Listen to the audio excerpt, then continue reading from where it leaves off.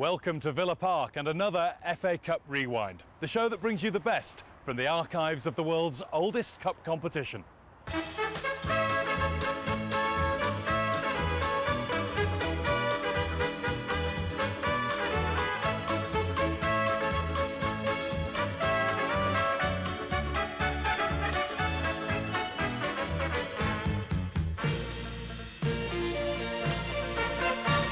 The semi-finals are a double-edged sword. For the winners, there's the glory of knowing that you're going to the game's grandest day out. For the losers, well, defeat doesn't come any crueler than at this stage. The promise of a final at the home of football often won't come around again. If that's not enough in itself to set pulses racing, well, combine it with the passion of a local derby, and surely that's enough to give most football fans palpitations. So when in 1977 the semi-final draw paired together Everton and Liverpool, you could be certain that in the weeks leading up to the game, the whole of the city was talking about it. I think it'll be a level score. 3 goals apiece. 3 for Keegan, 3 for Highway, and 3 for Fairclough. I've never told you, of course, you know that. And I think we're going to lick them in the semi-final. We're going to beat the Reds in the semi-final. I think it'll be 2-1 for Everton. I'm a cup season ticket holder. You ask me what's going to happen. There's only one thing is going to happen. Liverpool are going to win. Fix me up with a ticket for Wembley. I've got to go. All right. Here on Merseyside, the salty Scouse sense of humour lends itself very easily to reflecting the city's football fortunes. For the past 6 years or so, all the banter and wisecracks have been aimed in one direction: Goodison Park. A cruel target when you bear in mind that as recently as 1970, this ground was called the School of Science. Everton won the championship that year, playing an advanced brand of football, inspired from midfield by Ball, Harvey and Kendall. But Harry Catterick's team was to die almost overnight, and the date of the funeral was semi-final day 1971, when Everton played Liverpool at Old Trafford. Oh, what a good reverse ball. Hall!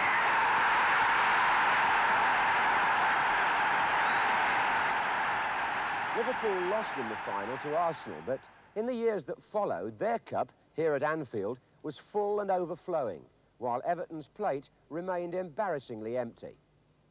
To Liverpool went 2 championships in 1973 and 1976.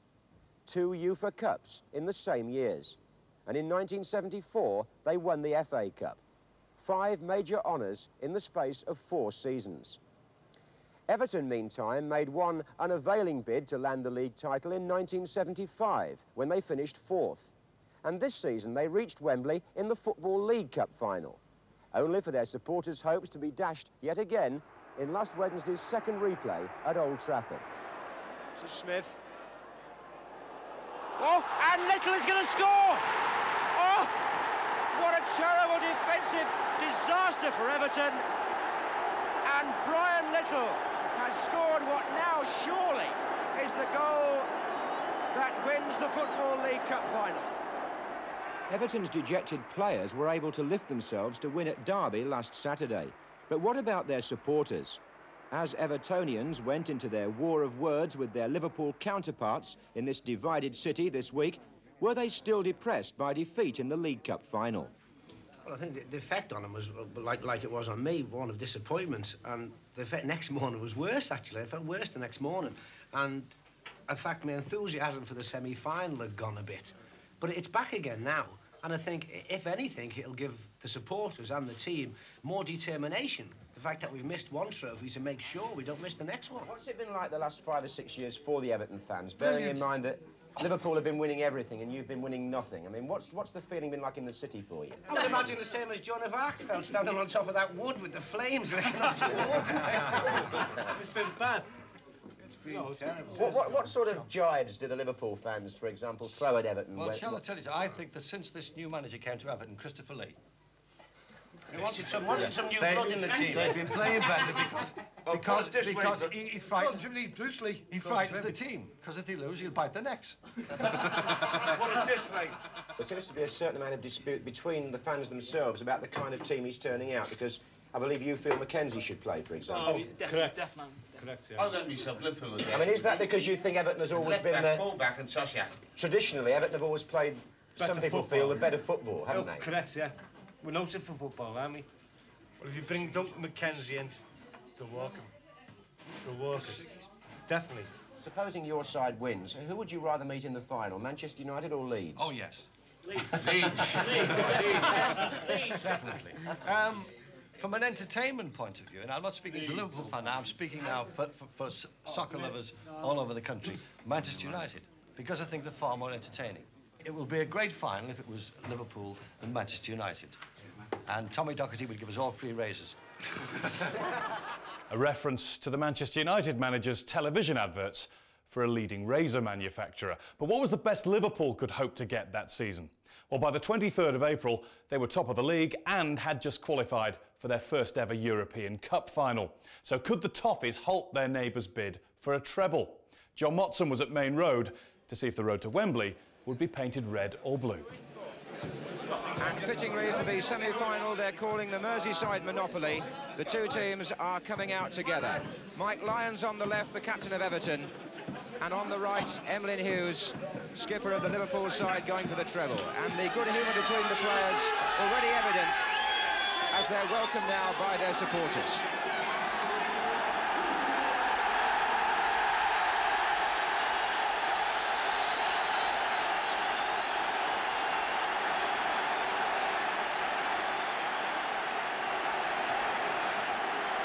The capacity crowd of 52,500, a mass of red and blue. And for the last hour, inside the ground, we've had pouring rain, which has made the pitch very different to what it might have been. Looked nice and firm this morning, but all of a sudden we've got puddles in both goal mouths, and it's going to be exceedingly greasy on top, because an awful lot of the surface water hasn't had time to drain away. Both goalkeepers inevitably wearing gloves, and I should think defenders worried too early on about slips that may occur. The team news has not been good for Everton. Bob Latchford was pulled out this morning with injury, so up front it's Jimmy Pearson and McKenzie. In the middle of the field, Dobson is fit, and Gordon Lee has given Mick Buckley, at number 7, his first full game of the season in the first team. And in goal, he prefers David Lawson to Dye Davis. For Bob Paisley, there was only one decision to make, and that was at number 10. David Fairclough, the 20-year-old with the match-winning quality, has got the vote. And David Johnson, the substitute, very, very upset because he missed the semi-final 2 years ago when he was with Ipswich Town. But otherwise, with the continued absence of the likes of Toshak and Callaghan and Thompson, that was the expected Liverpool lineup. Kevin Keegan has scored in every round of the FA Cup this season and hopes to do what the last player, Peter Osgood, did in 1970 and score in the semi-final and final as well. Referee Clive Thomas, who took charge of the FA Cup final last year at Wembley, taking the field with his linesmen Colin Seal and George Martin. Duncan McKenzie, who scored for Everton in the 3rd, 4th and 5th rounds and was then dropped for the 6th round, but is back in the side again now. Two sides have already met twice in the league this season. Liverpool taking 3 points from Everton. And Everton, of course, led by Mike Lyons, have just been beaten in the final of the Football League Cup. And in the goal mouths, the forking and the mopping up operation goes on. Everton back to their traditional colours of blue shirts and white shorts for the semi-final. They'll be playing from left to right in the first half. Jim Pearson on the ball with Duncan McKenzie. And Liverpool, the side they say are the best in the country, are in all red.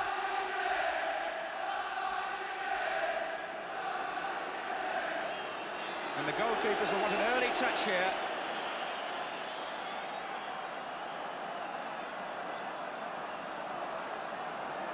David Lawson. Now Darracott.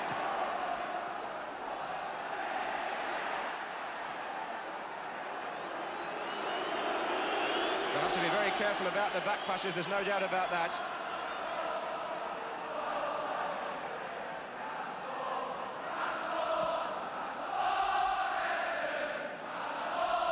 That was Dobson, number 8.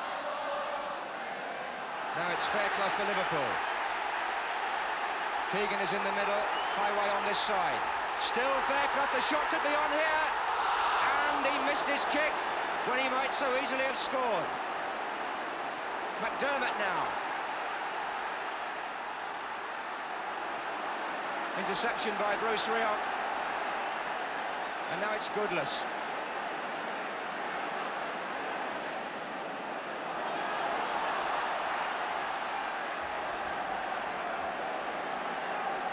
Well, David Fairclough almost pulled something off there in the first couple of minutes to justify his selection.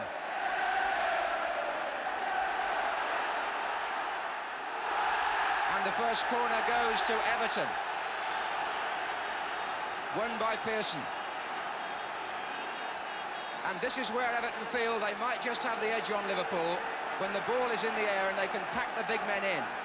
Lyons is number 4.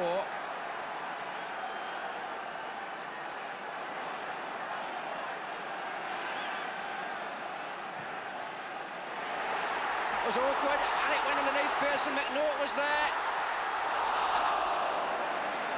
And there are going to be a few scrambles like that in these conditions. Martin Dobson got the last touch.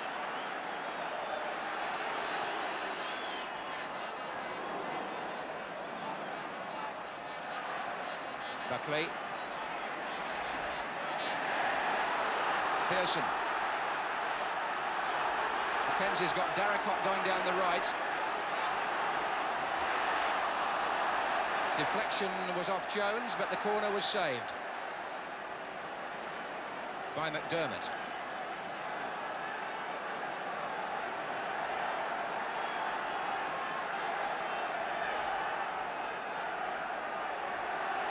Mackenzie came a long way round to get that.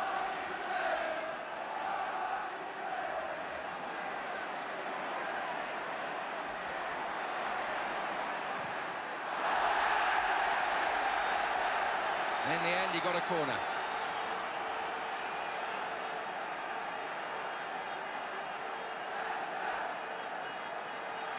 Lyons there again, very near the goal line. McNaught trying to get it back in. Here's Buckley. And a flick on by Mackenzie. And Clements clutched it right on that muddy goal line. Buckley put it back in. Mackenzie got the final touch. And Clements is already quite busy.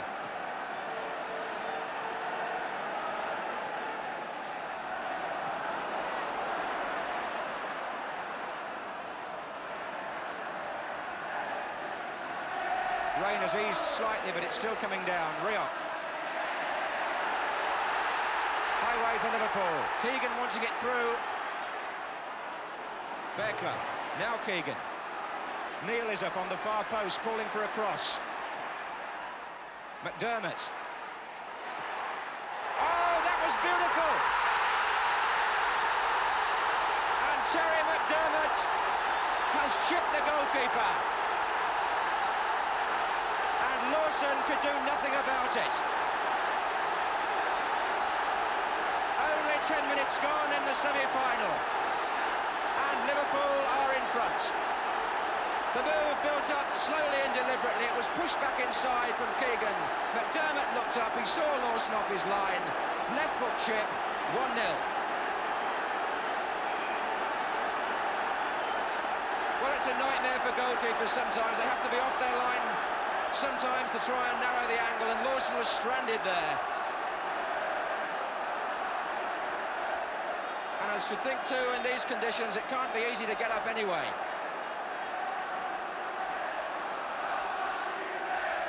John Toshak on the injury list, but he's watching the match from the touchline, suitably attired. Dobson.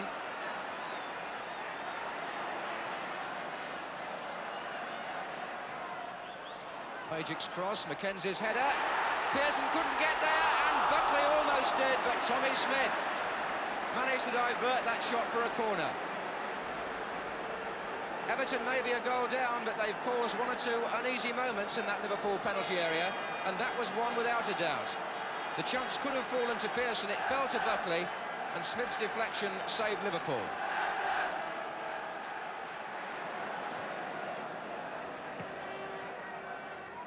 Jones. Very hard in these conditions for players to change direction and to turn, because the top surface is so skiddy.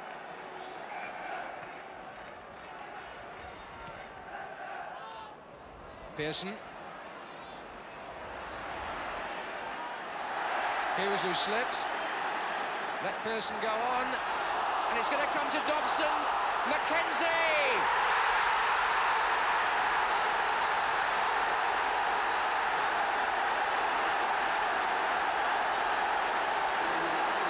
So Duncan McKenzie equalises for Everton. And it all started when Emlyn Hughes slipped. Pearson was able to go on and get the cross in. There have been many like that in the area. They bubbled around. McKenzie got hold of it in the end. There may have been a slight deflection. But anyway, it's 1-1 now. And McKenzie will get the credit.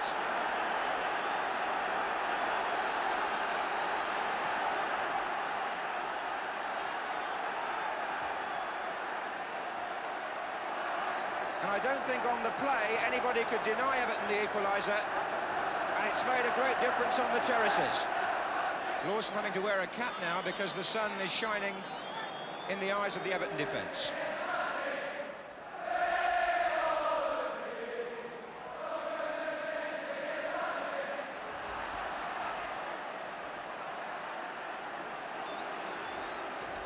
Given away by Smith to Goodless, and here's McKenzie. Goodless will go again. Jim Pearson pulling away. This is McKenzie.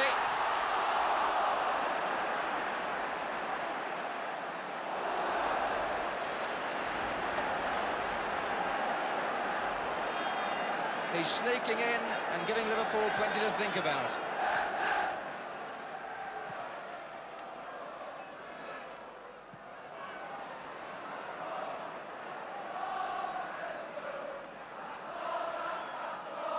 This is Pajic. McKenzie. Brought down, was he, by Smith? Wasn't a particularly bad foul.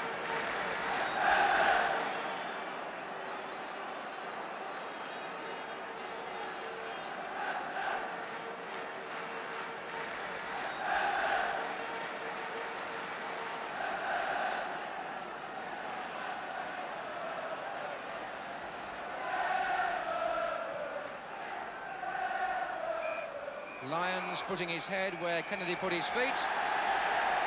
But Everton have kept their heads in this first half. They went a goal down early on to McDermott, but they got hold of the match rather and earned their reward with the equaliser from McKenzie.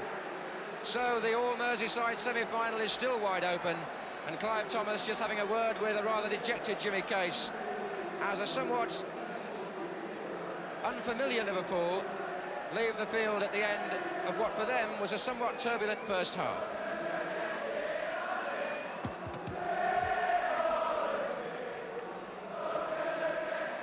Interesting thing about that goal from Duncan McKenzie, apart from the fact that it was only the second that Everton have scored in 12 Merseyside derbies, is that he's the only man on the field, as far as I can see, who has never played in a Merseyside derby before today. Should be said, of course, that Liverpool, as they start the second half, are noted for their resolution and endurance. And in the past have never been at their most dangerous, except when they've been up against it, as they are here.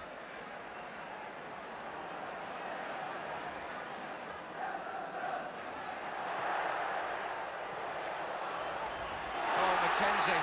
The crowd enjoyed that. He's got one to his right and one to his left. And here's Jimmy Pearson.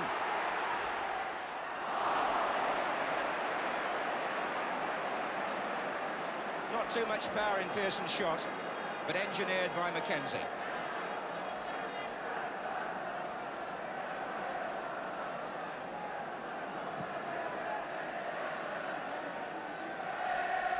On by Highway. Oh, McNaught's in trouble. Keegan! Oh, and a fine challenge by Mike Lyons. The big number 5 just got himself confused where the ball bounced. Keegan was nearly in, but Lyons, the Everton captain, made what could prove to be quite an important interception.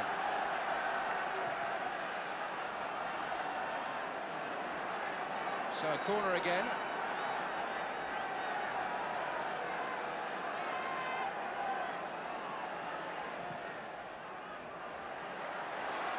There was a push there in the box. Keegan ran into a defender to block his path to the ball. Must say, Clive Thomas has seen everything.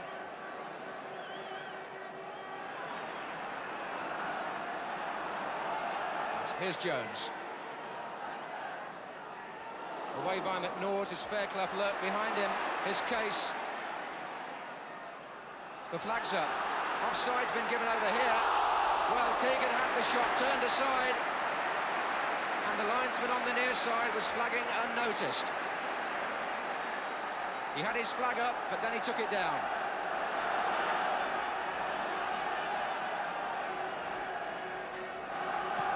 David Johnson is warming up.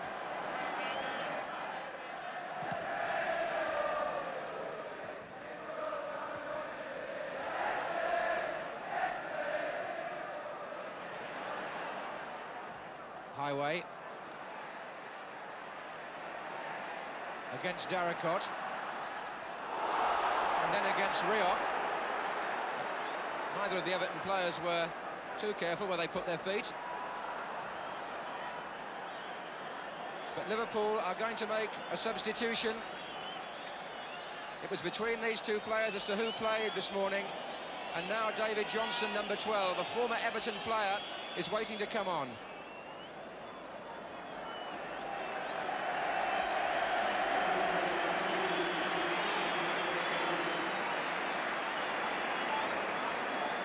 And he replaces David Fairclough, whose day this hasn't really been.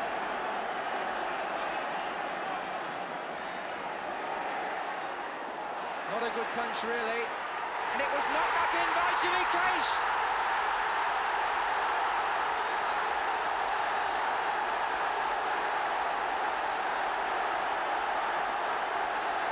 Jimmy Case, the scorer of a goal that could mean so much to Liverpool.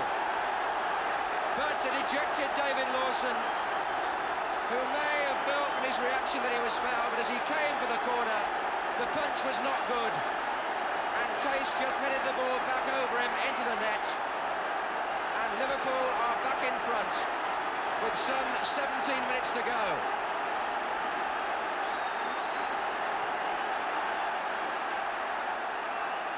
McKenzie looking for Pearson, but as so often before, Liverpool's relentless pressure has paid off. Even though they weren't playing at their best, they got an arm round Everton's neck and they slowly exerted their grip. And now then, have they throttled them, or have Everton got something left as the Liverpool supporters celebrate?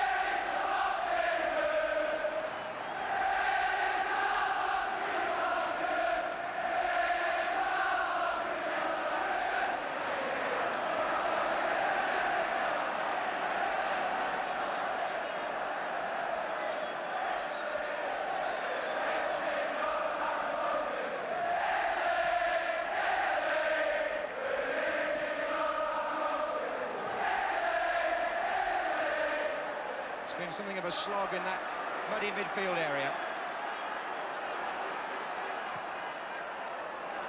Hughes looking for Keegan. Oh, McNaught has made another mistake.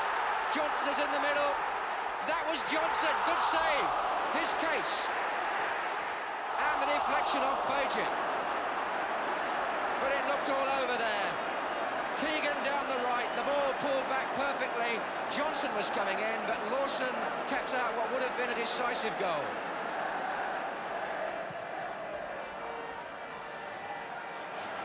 Kennedy, fouled by Mike Lyons. Everton are themselves going to make a substitution. Brian Hamilton, who by coincidence is a former Ipswich colleague of the Liverpool sub Johnson, is coming on, and Martin Dobson just helped off there by Steve Burtonshaw and Gordon Lee. 8 minutes left on the clock. Keegan's flick. Highway nearly made it.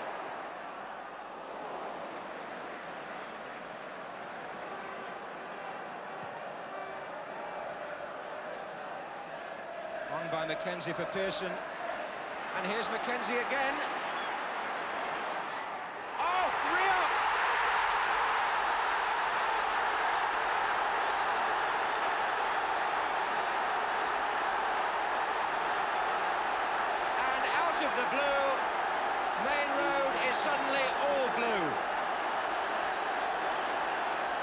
McKenzie, the magic man, appears from nowhere again, and for the second time in this match, he rams Liverpool's ambition back down their throats. All possible, really, because of McKenzie getting round the back. The ball was unselfish, not to say perfect, and Rioch ran it in.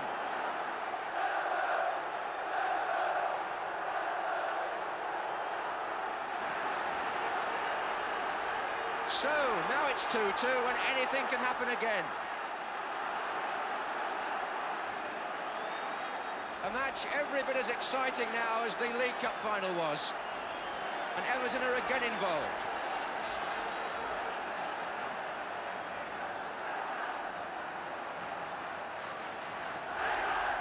That was a fine ball. It was Buckley finding Goodless. In the middle there are three waiting. McKenzie, Hamilton! Hamilton's got the touch. And Everton incredibly. Or are they in front? The referee is on the spot. And he's given offside, I suspect. I think the flag must have been up for offside. McKenzie turned it in, but Hamilton got the final flick in the net, and it's been disallowed. I'm sure that was for offside.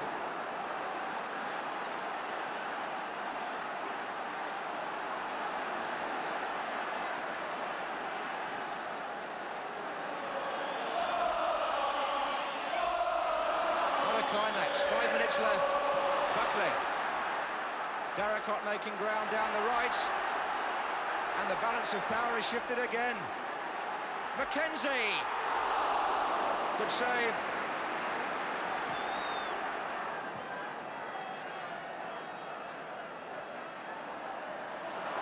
Just 4 minutes to go.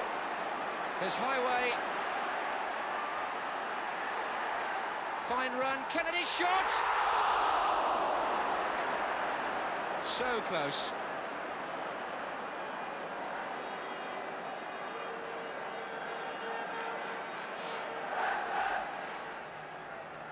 Gordon Lee, the Everton manager, thoughtful, but his side have come back when they appeared to be dead. We're in the final minute now.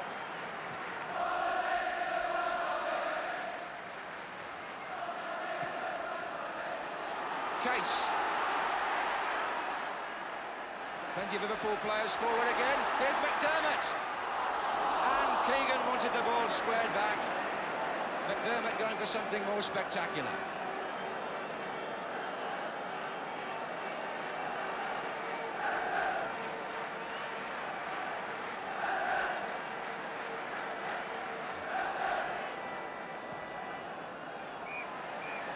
And the referee blows up on the 90 minutes virtually.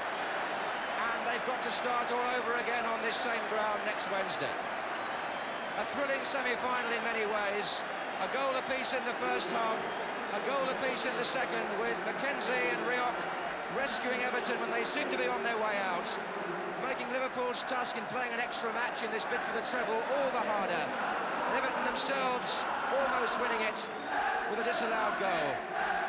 But on the day there was much to admire for both sets of supporters. I don't think anybody's going to argue too much about seeing them fight it out again in 4 days' time. Feeling fate was on their side, Liverpool swept Everton aside 3-0 in the replay.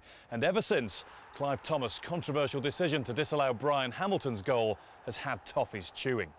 Liverpool's good fortune ran out in the final, though, beaten 2-1 by their other arch-foes, Manchester United. There was still plenty for the Anfield Reds to celebrate in May, though. Plenty, as they retained their league title and became European champions for the first time. We leap forward 20 years now to 1997. The establishment of the Premier League 5 years earlier had seen the start of a trend which would see English football's more traditional powers become more dominant than ever. But the FA Cup was still providing opportunities for the perhaps less fashionable to strut their stuff. With Chelsea having already sealed a place in what would be their 5th final, it was left to Middlesbrough and Chesterfield to battle it out to see which of them would make their first appearance. As a third-tier club, it would be a particularly remarkable feat for the side from Derbyshire, whose cup run, as Gerald Sinstadt discovered, had captured the imagination of the entire town.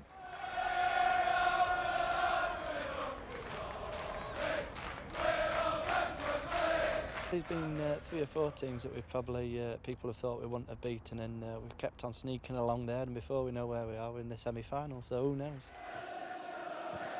Away by Perkins. Morris just hooking the ball on. Getting brace, asking Marion to come for it. He hasn't, and it's in by Chris Beaumont.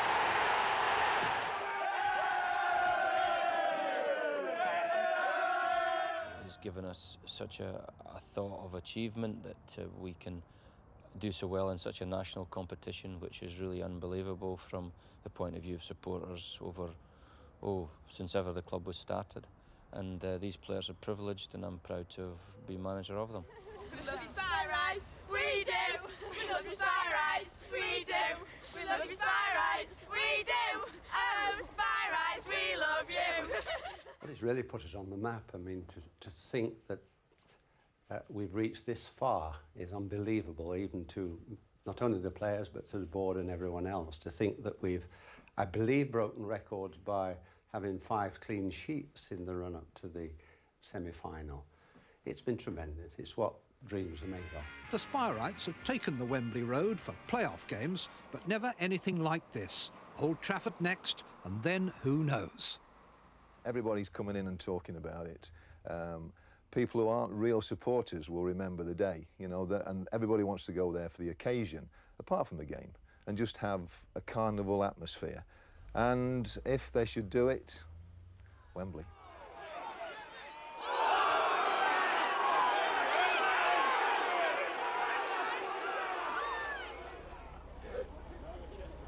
Well, it certainly uplifted the town.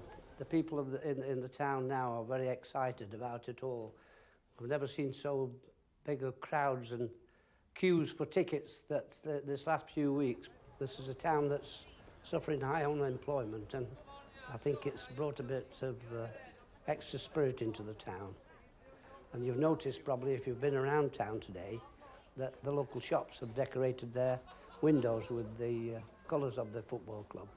Now tell me about these. Gingerbread Spy Rice, sir. Specially made for the occasion? Yes, sir. And selling well? Very well. Well, I'll try one anyway. Very good.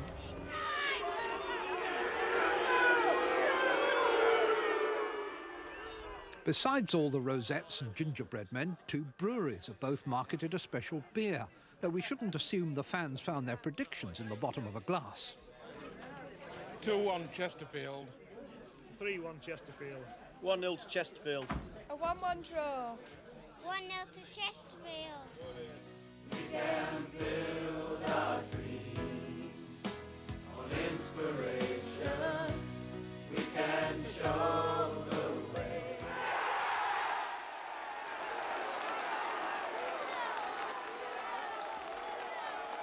Tonight, at least, in the town of the Twisted Spire, the dream lives on.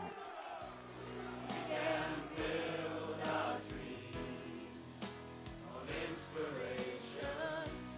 We can show the way with a new direction. So, beneath the crooked spire, all thoughts were now turned to the prospect of the Twin Towers. Would Chesterfield get to sing their songs down Wembley Way? At Old Trafford to find out was John Champion.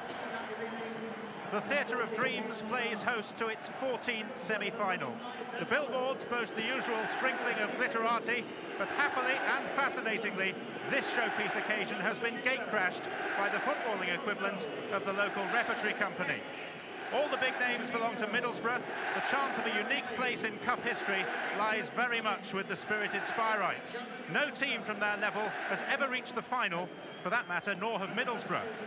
Only 5 of the players in this Chesterfield team commanded a fee. In contrast to their opponents, 7 of them were born within 30 miles of their place of employment. Billy Mercer has recovered from a rib injury to play in goal. Kevin Davis, who scored a hat-trick at Bolton in round 4, has drawn the attention of the big clubs. Andy Morris cost £500 and a bag of balls when he signed from Rotherham. They have no plans, despite the current trend, to man-mark Juninho, at least not to start with. I don't think so. I think John Duncan feels that the semi-final's a semi-final, and with it, the team he's got to give it a go and take the attack to Middlesbrough, really. As for Middlesbrough, they had a slight worry over the Brazilian Juninho, who has a sore ankle. He's okay. But poor Nigel Pearson, so unlucky so often on big occasions down the years, has succumbed to his ankle problem. Ben Roberts plays in goal because Mark Schwarzer is both injured and cup-tied. Neil Cox is suspended. I think it's fair to say, though, David, that Middlesbrough have looked much more solid since reverting to 4 at the back. Yes, I think all the great teams, the yardstick for anybody is Juventus, Manchester United in this country. They're playing 4-4-2, and for me, it's the way I've always played, and I love the system. This is a real rarity in that no player starting this match has ever played before in an FA Cup semi-final. Only Clayton Blackmore, who's on the Middlesbrough bench, has had that distinction in his long career. A quarter of Chesterfield's population, nearly 22,000 people are here. Middlesbrough have 27,000 backers from Teesside, and Old Trafford is a buzz. This is Kevin Davis. Tackle came in from Curtis Fleming. Paul Holland. So vital that Chesterfield make a decent start, and a shot from distance from Mark Williams, which Ben Roberts, the young goalkeeper, will be relieved to be able to wave beyond the crossbar. I think we can see Chesterfield's plans with John Duncan. He wants to take the game to Middlesbrough. He feels that's no good sitting back, and as I say, it's been a good start for him. Today's referee is David Ellery from Harrow. He was in charge of Chesterfield's 5th round victory over Nottingham Forest. Curtis is immediately in front of Emerson. Beck, this is where he's dangerous. Put behind for the corner.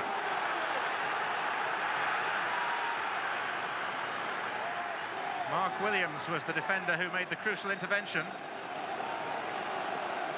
But in tight situations like that, and on his left foot, Beck can be so dangerous. Hignett to take. Vickers right on the goal line.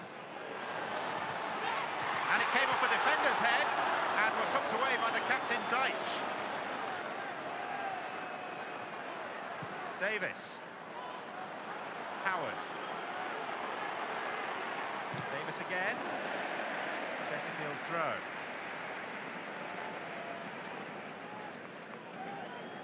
Billy Mercer just couldn't get near enough to the corner.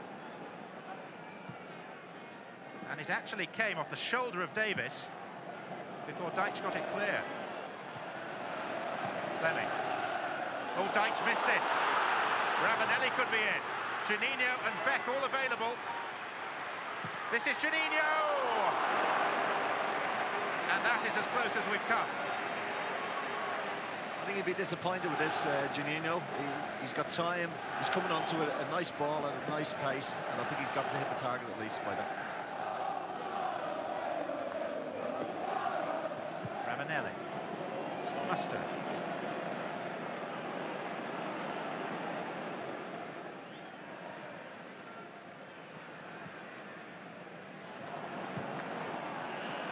Ravanelli. Away from Holland. Oh, they haven't picked up Craig Hignett. Good save by Billy Mercer.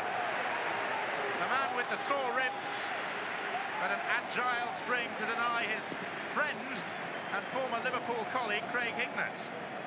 He had to get down very quickly.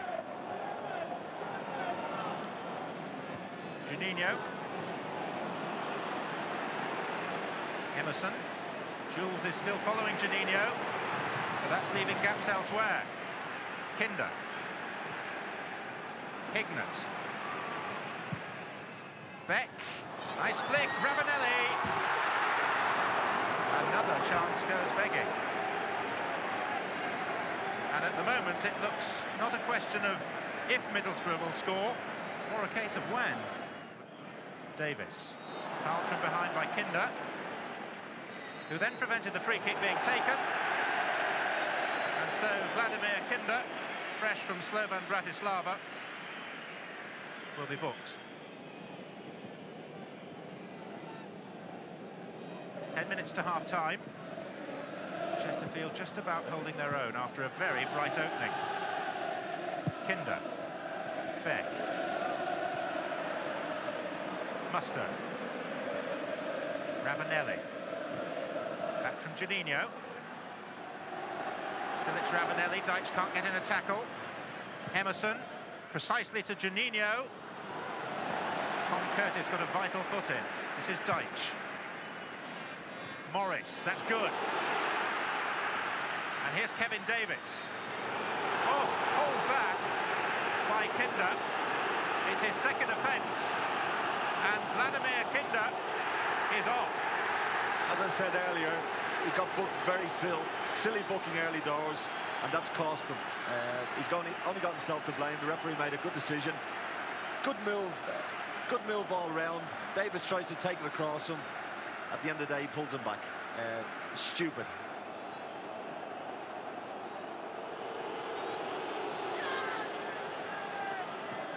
Deitch with the throw. Howard. Emerson. Hignett. Blackmore. Ravanelli. Juninho. Chesterfield are always managing to get one touch to the ball, and that has kept Middlesbrough out as far as the midway point of this historic cup semi-final. And Brian Robson departs the fray to utter some words of wisdom as to how Middlesbrough can cope with only 10 men. Well, Chesterfield are already guaranteed a place in the competition's annals, but victory here would ensure a chapter all of their very own, and they've showed they are capable of it. This is Davis, Vickers under pressure, Fester away. And they're starting the second half as they began the first. I think we've had many shocks in the FA Cup final. If Chesterfield will win this, it would be one of the biggest shocks of all time in the FA Cup. I would venture to suggest that it might be the biggest. But can they do it? Morris was having his shirt just tugged at by Fester. Williams was crashed into. And still, Middlesbrough haven't got the ball clear. Now they will with Blackmore. Buster. Deitch. Now Tom Curtis, who's really the engine room of the side. Davis. Here's Jonathan Howard with a chance. It's Howard! And he should have scored. That is a moment that may recur in the nightmares of Jonathan Howard for the next 50 years if Chesterfield don't go on to win. You'd have laid money on him in any situation except an FA Cup semi-final with all these people and all this pressure, and it was agonising. They go down on the list of FA Cup misses headed by the likes of Gordon Smith of Brighton. That was in a final. Chesterfield are trying to get to a final, and this is Howard. Three waiting for the cross. Davis! Morris! Chesterfield have done it! The Skylights have spiralled into the lead, and Andy Morris is being told by David Alliray to come back towards the halfway line, but the player who cost £500 and a bag of footballs has put Chesterfield so very, very close to an historic appearance in the FA Cup final. He couldn't miss from there. Great for Chesterfield. Thought he might have been offside, but I think Leighton Blackmore just about played him off. Howard's cross, a deflection crucially off Fester, and Andy Morris, 6'5" and 15.5 stone of pure muscle, is the hero of all of Derbyshire.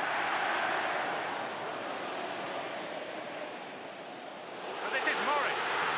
Fester's the defender. It's still Morris. Fester's fallen over. It's Morris still. And what is the decision? It's a penalty. And what about Ben Roberts? It's a yellow card for the Middlesbrough goalkeeper. And from being a scoreline that is, to say the least, very surprising, Chesterfield have the chance to put themselves in what, frankly, would be an incredible position. Fester lost his footing, so did Morris, but because of Roberts, that's why it's a penalty. Right decision there, Fester. Morris held off Fester. His strength. At the end of the day, Roberts is going to make up for this now. Chesterfield's players couldn't decide who was going to take it, so the captain has taken the responsibility. It's Sean Deitch, who's not scored for 4 years. And Chesterfield are in FA Cup dreamland. They lead Middlesbrough in the semi-final, 2-0. The captain was courageous, he was successful, and Ben Roberts, one senses, is close to tears, in common with most of Teesside. This is simply sensational. Good penalty. Apart from him scoring, I think he's been Chesterfield's best player. He's played his skipper's role, and he's been absolutely fantastic for them. I cannot believe the scoreline. And we've got to have one of the biggest shocks of all time, the FA Cup, on our hands here.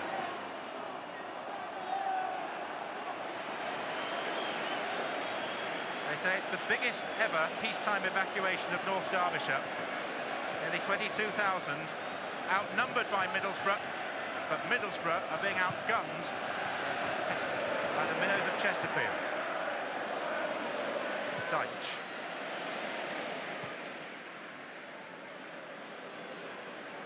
Emerson. Good ball. Clayton Blackmore got it trapped beneath his feet, but there's a chance here for Ravanelli, and that's 2-1. Just what Middlesbrough needed, because they still have time on their side. They've been getting joy down this side. Good run by Blackmore, left a lot of space. Knocked it into the near post. Good finish by Ravanelli. Got across his defender well. And now, as people are prone to say, it is very much game on.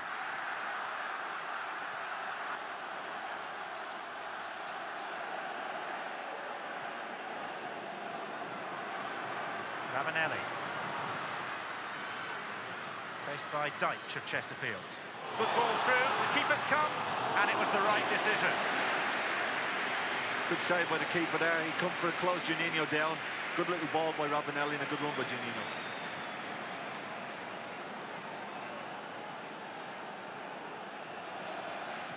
Morris.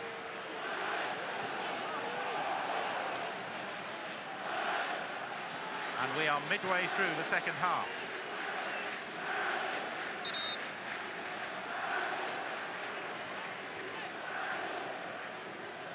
Perkins. Kevin Davis. Feels for offside. Nothing doing. Curtis is waiting on the corner of the box. Good play by Davis. This is Hewitt. Curtis. Still Howard. Off the bar and out again. And Howard for a third time couldn't get there. There was some pushing going on. And it's a free kick to Middlesbrough.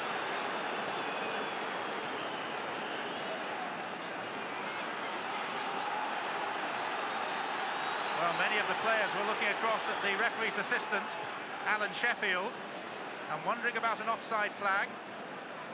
Howard had the chance. Now, that looked to me like it went over the line. Well, I thought that was in. Curtis Fleming was playing him on, and it was a great chance by Howard. Howard.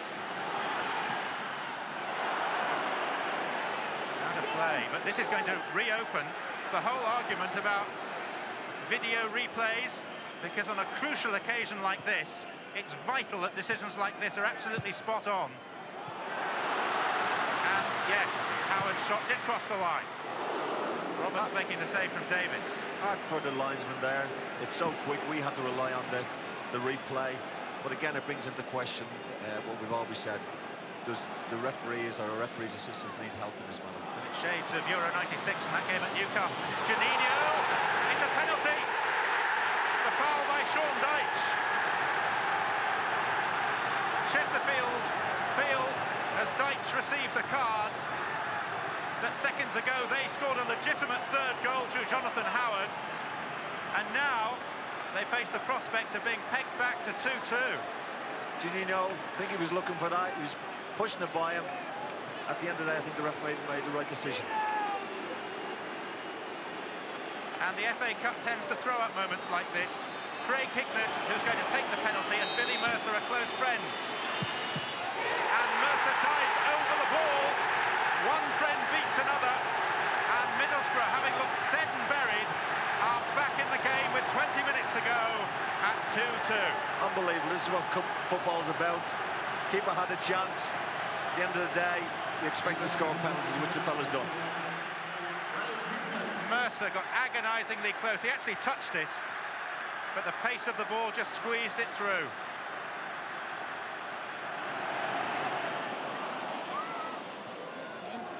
Juninho. Here comes the danger man again.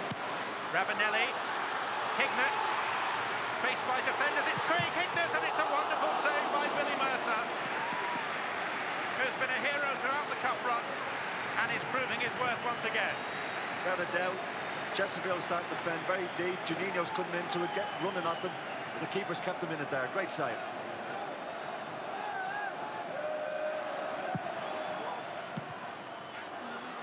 Vickers. Back to the corner taker. Hignett. Again, it's Mercer's. This is really his big chance to show the world what he can do. Extra time is looming. Beaumont. Morris.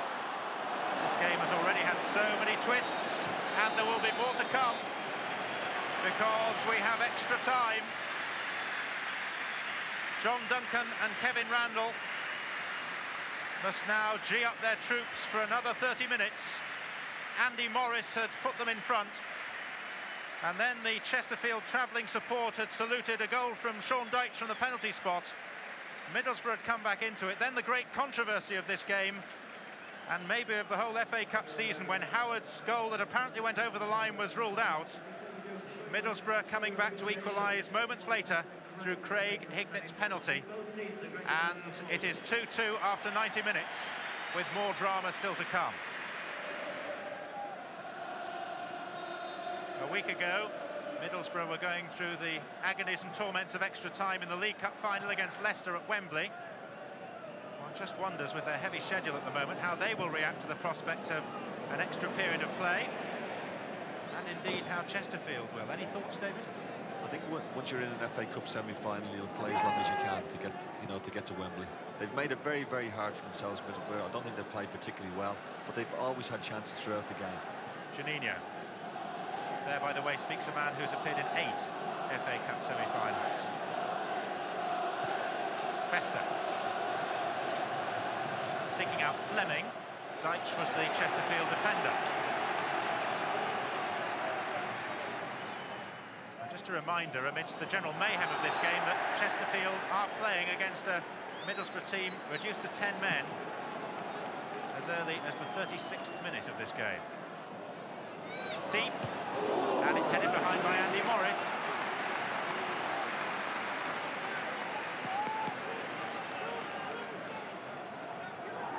Vickers was the big Middlesbrough threat. Blackmore.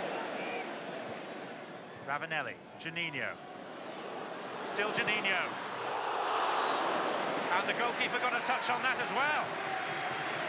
That summed up his whole day. And the lad we're looking at there, Juninho, for me, he's been Middlesbrough's best player. He's lively, he's tricky.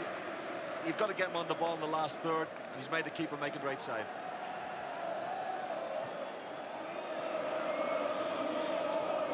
Hignett. Morris. Juninho. Curtis was in the way of that. Juninho. Emerson's available this time. It's still Juninho. Ravanelli. Oh, now a chance for Vickers. Came back off the underside of the bar. It's Festa! And for the first time in this dramatic topsy-turvy semi-final, Middlesbrough are in front. Many Italians wait in the final because Chelsea are already there, and an Italian has put Middlesbrough into the lead. Gianluca Festa, after good build-up play by Juninho, Ravanelli. Vickers was unlucky, but the bounce was fortunate for the Premiership team. Vickers should have scored, and Festa, given a great chance, he puts it in the net. But they've had chances all through this game. They're starting to take them now. And the goal arrived exactly on the 100-minute mark. Ravanelli, perfectly timed pass. Here's Ravanelli. And there is another one that got away. Time is nearly up in this first period of extra time. Fleming, Juninho, Emerson, Jules. And that is half-time in extra time.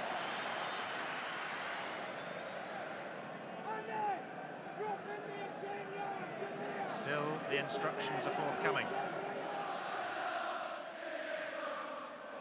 Middlesbrough kick off knowing that they just have to hold on to what they have. But against this Chesterfield team, that's easier said than done.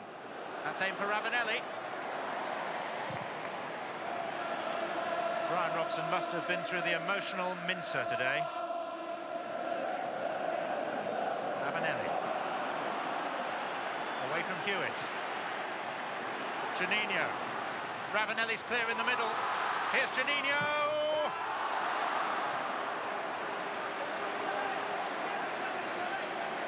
Well, Middlesbrough have had a long list of very presentable chances throughout this tie. Had they scored even half of them, they'd be more or less in double figures by now. This was just the latest in that long line. Carr, Howard, Vickers. Still, Chesterfield have something left. This may fall to Hewitt! Jamie Hewitt has equalised for Chesterfield! What an extraordinary semi-final this is! Barely a minute remaining. Chesterfield look to be down and out. And now they're down, but far from out. Jamie Hewitt, born in Chesterfield, raised in Chesterfield, plays for Chesterfield, and has done for more than 10 years with another miraculous FA Cup moment. That means that we're more than likely to be heading to Hillsborough for a semi-final replay. They absolutely deserve a great ball in. Great header by Hewitt. Middlesbrough, all through this game, have had difficulty dealing with crosses or anything coming into the box. Ben Roberts could only watch in agony and awe as the ball bounced into the top corner, and even John Duncan, normally so staid, lost his spectacles. That's a measure of the moment. 3-3, and hardly time to draw breath. And who can say that Chesterfield don't deserve another chance? They have been simply wonderful. Blackmore. Here's Musto. It's out of play, and we're now in stoppage time at the end of extra time. And Middlesbrough had virtually started the celebrations. Jules, surely there couldn't be a winner now at this stage. There won't be, but no one will argue with the prospect of another meeting between these two sides. Look at Jamie Hewitt. 2 minutes ago, they were still trailing, and now the man with the Chesterfield heart has given them another chance. Handshakes all round. What a wonderful, wonderful game. An extraordinary conclusion to one of the most exciting semi-finals of modern times. Middlesbrough went on to win the replay 3-0, but by the time the final came around, they were living under the dark cloud of relegation from the Premier League. And after going behind to Chelsea just 42 seconds into the match, there wouldn't be a silver lining. Whether the subplot is a local rivalry being played out on a national stage or bit part players making their mark in the spotlight, the FA Cup semi-finals almost always produce some of football's greatest drama. Be sure to join us again next time for some more classic FA Cup memories.